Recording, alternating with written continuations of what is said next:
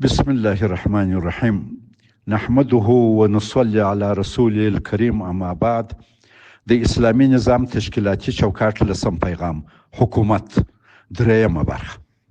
د اسلامی حکومت دندې فاروق اعظم یم. نن د 1404 هجری شمسی د چنګاښ 15مه ده. دوستانو، حکومت ولی په اسلام کې یو خوځنده بهیر دی چې اصل ثابت دی، او هغه دا چې په اسلام کې حکم الله عز وجل لره دی. خو په هغو مسایلو کې چې صریح نص نه وي، بیا د امت اجماع یا د ولس خوښه د ټولنې د کار بنیاد دی. دغه تلفیق نظام ته مثبت حرکت ورکوي چې د تطبیق لارې د زمانې له اړتیاو او مصالحو په کتو سره بدلیږي. څرنګه چې په اسلامي نظام کې تر قرآن و سنت وروسته ولس مهم ځای او کردار لري، او هر مسلمان د ټولنې د اخلاقي او ټولنیز پرمختګ مسؤل او په خپل ځای کې راع دی، نو ځکه آزاد فکر کول، استدلال کول، د بیان ازادي او اجتهاد باید هر زمانه کې اسلامي ټولنه کې موجود وي، چې ټولنې ته ورپېښ مشکلات د اسلامي اصولو په رڼا کې ازادانه وڅېړي او د حل لارې ورته پیدا کړي. په اسلام کې استبدادي او فرد محوره حکومت بد او مذموم دی. د فکر کولو او بیان ازادي د اسلامي نظام یو مهم اصل دی. رسول الله صلی الله علیه وسلم فرمایي: افضل الجهاد کلمة حق عند سلطان جائر او امیر جائر، کما قال رسول الله صلی الله علیه وسلم. په اسلام کې د فکر او بیان ازادي ته اهمیت په حقیقت کې انساني کرامات، عدالت او علم ته د اسلام ژور تعهد ښکاره کوي. اسلام د انسان عقل او فکر ته ارزښت ورکوي. د عقل ساتنه د شریعت له مهمو مقاصدو څخه ده. اسلام خلک هڅوي چې فکر وکړي، له مشرانو پوښتنې وکړي او د ورپېښو مسایلو حل د تدبر او تعقل له لارې پیدا کړي. قرآن کریم مسلمانان هڅوي چې عقل وکاروي او کورکارانه تقلید ونه کړي، چې دا په خپله د فکر ازادۍ ستر ثبوت دی. فرمایي: افلا تعقلون، آیا عقل نه کاروي؟ اسلام د فکر او بیان ازادي نه یوازې منله، بلکې تشویقوي او د ټولنې د سمون دپاره مهمه ګڼي. خو دا ازادي باید د ادب او درناوي په چوکاټ کې د حقیقت د بیان پر بنیاد وي. د فکر او بیان ازادي نه باید د نورو د توهین، ټولنه کې د فتنې یا د درواغو د تبلیغ وسیله وګرځي. د بیان ازادي د قانون په چوکاټ کې مطرح ده. په اسلام کې د شورا د اصل وشاورهم فی الامر اهمیت په همدغه کې دی چې الله عز وجل نه غواړي اسلامي نظام دیکتاتور او مشران خودکامه او مستبد سي. کله چې ابوبکر رضی الله عنه خلیفه سو، په اول خطبه کې خلکو ته وویل: که زه سم کار وکم نو زما پیروي وکړئ، او که خطا وکم ما سم کړئ. دا ښیي چې د اسلام مشران انتقاد او د نورو د نظر اورېدو ته په اخلاص تیار وه. همداراز یو وخت حضرت عمر رضی الله عنه د ښځو د مهر د اندازې په اړه نظر ورکاوه. په جومات کې د ناستو ښځو څخه یوه ورته پورته سوه او د قرآن کریم له مخې د هغه د خبرې مخالفت وکړ. حضرت عمر رضی الله عنه خبره ومنله او ډیر خوښ سو چې اصلاح یې کړي. د اسلام ګڼ مذهبونه او علما چې د امت رحمت دی، د همدغه د فکر او بیان د ازادۍ له برکته دی. استبدادي حکومتونه ډیر خطرناک دي. خارجي تجاوز ته لار هواروي. ولس له مستبد حکومت او د خودکامه مشر خوابدی وي.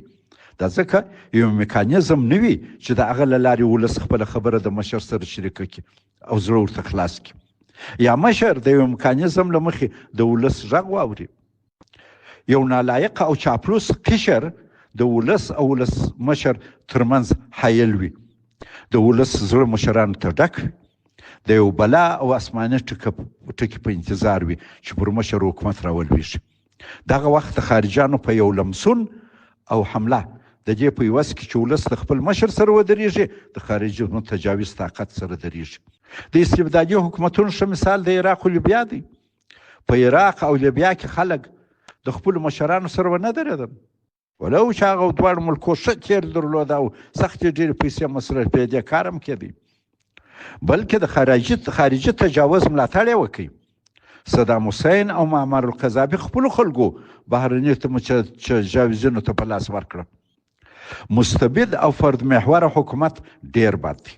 زه چې پر اساسي قانون ډېر تاکید کوم، په همدې سبب یې کوم چې زموږ اسلامي نظام باید قانونمند وي، ټینګ او مضبوط سي، خلک پر مشر او حکومت راټول سي او ملاتړ یې وکړي او نظام دوام پیدا کړي. د اسلامي حکومت مهمه دنده دوستانو د شریعت مقاصدو ساتل دي. یو نظام چې د اسلامي اصولو پر بنسټ ولاړ وي مسؤلیت لري چې د شریعت مقاصد وپیژني، هغه وساتي او د هغه علومو زده کړه په ټولنه کې عامه کړي په کومو چې د شریعت مقاصد ساتل کیږي. دوستانو د شریعت مقاصد په عام ډول علماو کرامو پر درو برخو ویشلي دي. اول ضرورتونه. ضرورت هغه اړتیا ده چې چاره ورڅخه نه وي، د انسان د دین او دنیا ګټې پورې تړلې وي. که هغه پوره نه سي د انسان د ژوند نظم بالکل مختل کیږي، له منځه ځي او خپل انسان مري. امام شاطبي رحمت الله علیه په خپل کتاب الموافقات 2 جلد کې فرمایي الضروریه وهي ما لابد منها في قیام مصالح الدین والدنیا. که ضروریاتو ته توجه جدي توجه ونسي، تهدید سي جدي، د رفع لپاره شرعا حرام شان حلال کیږي. الضرورات تبيح المحظورات. مثلا سړی وږی دی، که له لوږې مري د خوږ غوښه خوړل ورته روا ده، د تندې په شدت کې شراب څښل ورته روا دي. په اسلامي حکومت باندې فرض دي چې د ټولنې ضروريات به تر خپله وسه ولس ته مهیا کوي. په خپل حد کې د ضرورياتو پوره کول شرعا فرض او د دغو ضرورياتو د ساتلو علم هم فرض دی. مثلا د جن ساتل فرض دی. پر اسلامي حکومت فرض دي چې داسې نظامي وسایل به لري چې دشمن ورڅخه وویریږي. د دغو وسایلو د جوړولو او استعمال تعلیم او تربیه هم پر حکومت فرض ده. داسې نور ضروريات لکه د ځان ساتنه، د عقل ساتنه، د نسل و عزت ساتنه، د مال ساتنه د شریعت له مقاصدو دي. د هغوی ساتنه او د هغو علومو زده کړه چې دغه مقاصد په ساتل کیږي د مسلمانې ټولنې پر نر او ښځه او په سر کې پر اسلامي حکومت په خپل حد کې واجب. دوهم حوایج یا اړتیاوې د شریعت مقاصدو. دوهم شی چې دی هغه حوایجو اړتیاوې دي. اول ضرورت و. د حوایج اړتیاو پوره کول د انسانانو د ژوند په کیفیت کې د ښه والي لپاره ضرور دي. که لازمه پاملرنه ورته ونسي د خلکو ژوند به له مشقته ډک وي. شریعت د حوایج پوره کولو لپاره د مشروع وسیلو څخه د کار اخیستو اجازه ورکوي، تر څو د خلکو له اړتیاو سره سم د ژوند په ټولو برخو کې اسانتیا او ارامي راسي. حوایج هغه اړتیاوې دي چې که څه هم د انسان د ژوند لپاره د بقا په کچه اړین نه دي لکه ضرورت، خو د هغوی د ژوند د اسانتیا او ارامۍ او د ستونزو د لرې کولو لپاره ډېر مهم دي. که حوایج پوره نسي، که څه هم د ژوند بنسټیز اړخونه نه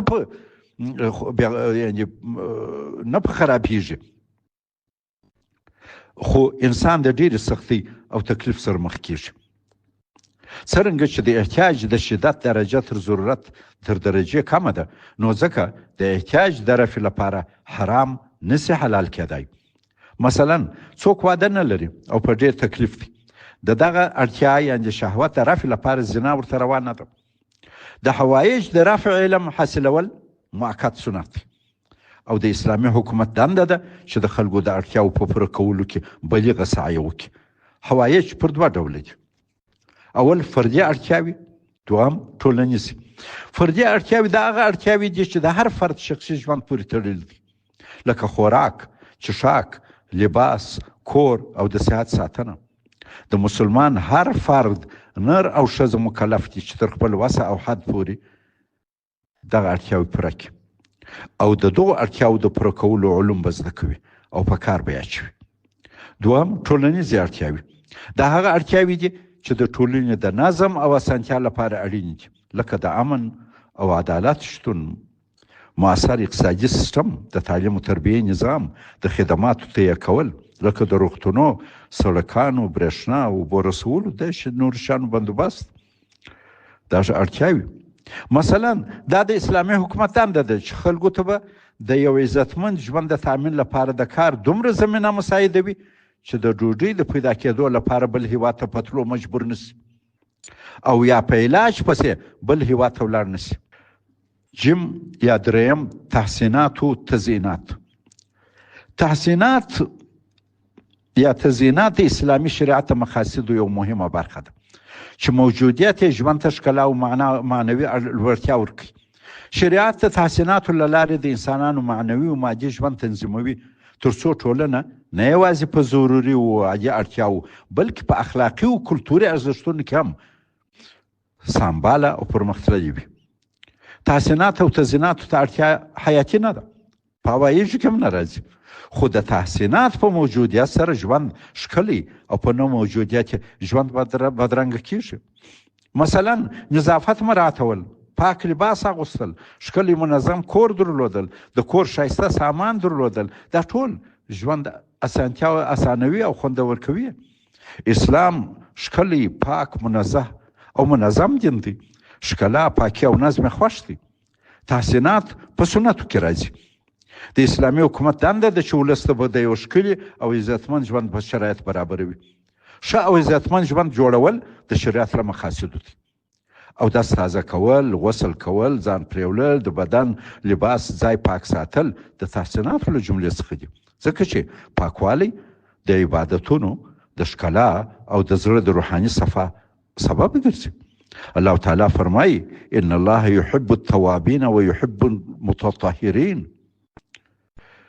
پیغمبر صلی الله علیه وسلم پر نظافت ډیر تاکید کړی دی. الطهور شطر الایمان. د حلال خوراک خوړل، د خوراک او څښاک آداب مراعاتول او د اسراف څخه ډډه کول د تحسیناتو له جملې څخه دي. الله تعالی جل شانه فرمایي وکلوا واشربوا ولا تسرفوا. د ښه اخلاقو او نیک چلند امر د تحسیناتو یو مهمه برخه ده. همداراز د معاملو او اړیکو په هره برخه کې رښتینولي او عدالت د تحسیناتو له اصولو څخه دي. شریعت امر کوي چې هر څوک باید په خپلو کارونو کې رښتونی وي او عدل و انصاف وکړي. الله تعالی جل شانه فرمایي ان الله یأمر بالعدل والاحسان. یا فرمایي یا بني آدم خذوا زینتکم عند کل مسجد. ای د آدم اولادې خپل ځانونه د هر لمانځه پر مهال ښکلي کړئ. صدق الله العظیم. اسلام د رښتینولۍ، امانتدارۍ او د نورو سره د مهربانۍ امر کوي. پیغمبر صلی الله علیه وسلم فرمایي انما بعثت لاتمم مکارم الاخلاق. زه د دې لپاره رالیږل شوی یم چې د اخلاقو ښېګڼې بشپړه کړم. دوستانو، ځینې وخت یوه اړتیا تزئیني وي، خو بل وخت همدغه اړتیا په حوایجو او حتی ضرورياتو کې راځي. د دغسې اړتیا د رفع فقهي حکم په تغییر د زمان تغییر کوي. مثلا زما په کوچنیوالي موږ په جوماتونو کې پیشوګۍ استعمالوه. د رنګ د شیشې خالي بوتل به مو د خاورو تیلو ډک کړي، د بوتل سر به مو سری و پلیته به مو پکښې کښېښول. روڼا ته به یې موږ 2 یا 3 طالبان ناست او کتاب به مو وایه. الکین څراغ و، پېژندی مو لیدی مو، خو هغه به په جومات کې د لمانځه دپاره و او یا به د ملا صاحب په کور کې یا د خان په کور کې استعمال لیدی. هغه وخت برق خو برېښنا په تحسیناتو تزییناتو کې راتله، فیشني شی و. موږ به په جشن کې په کندهار ښار کې برقي څراغونه لیدل. اوس برق و برېښنا د تزییناتو له دایرې او کټګورۍ لوړ سوی دي. په هواییجو او حتی اوس په ضرورياتو کې راځي. په روغتونونو کې تر شدید مراقبت لاندې ناروغان په برېښنا ژوندي دي. نو پیدا ماشومان په روغتون کې په ماشینانو کې د برق د موجودیت په صورت کې ژوندي ساتل کیږي. په لابراتوار کې وینه د برېښنا په موټر تحلیلو تجزیه کیږي. د وطن سرحدات د رادار په ذریعه چې په برېښنا کار کوي د دښمن له تعرض محافظت کیږي. موټر، الوتکه، لوړ منزل لفټ، کمپیوټر او داسې نور زموږ د ژوند ډېر مهم شیان ټول په برق چلیږي.